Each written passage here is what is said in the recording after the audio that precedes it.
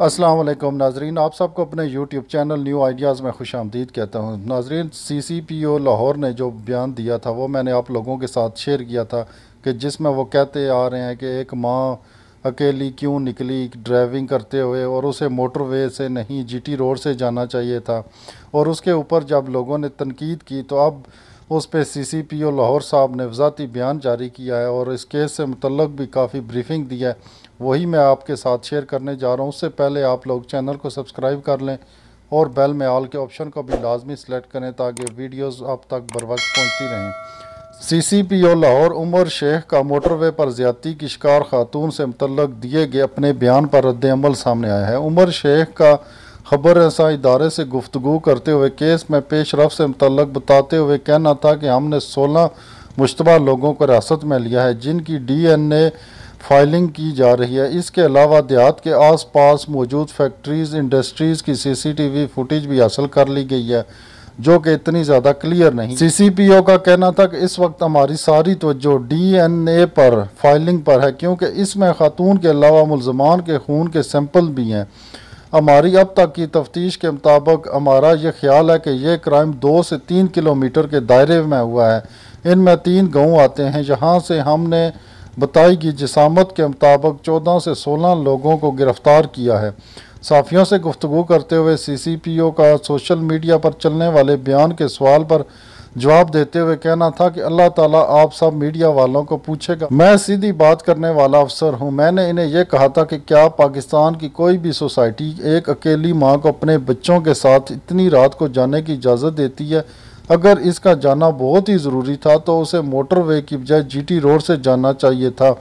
یہ باتیں کہنے کا مقصد میرا عورت کو قصوروار قرار دینا نہیں تھا۔ واضح رہے کہ موٹر وے پر نامعلوم افراد کی جانب سے خاتون کے ساتھ بچوں کے سامنے زیادتی کے واقعے پر سی سی پی او کی جانب سے ایک بیان جاری کیا گیا تھا۔ یہ خاتون رات 12 بجے ڈیفینس سے نکلی ہے گوجرانوالہ جانے کے لیے۔ میں خود حیران ہوں کہ یہ خاتون گھر سے نکلی ہیں رات 1 بجے، گاڑی کا پیٹرول ختم ہوا، کم سے کم گھر سے نکلنے سے پہلے پیٹرول تو چیک کر لیتی اور بجائے موٹر وے کے راستے سے جانے کے جی ٹی روڈ کے راستے سے جاتی جہاں آبادیاں اور پیٹرول پمپس بھی ہیں۔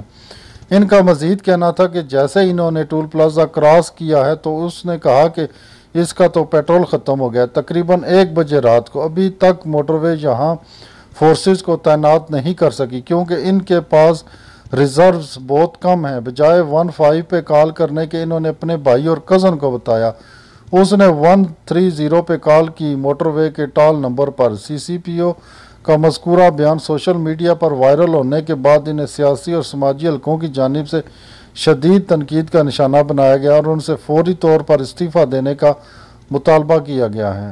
یہ تھا سی سی پی او لاہور کا وضاحتی بیان جو میں نے آپ لوگوں کے ساتھ شیئر کیا۔ اسے پچھلی ویڈیو میں میں نے آپ کے ساتھ ان کا وہ بیان بھی شیئر کیا تھا۔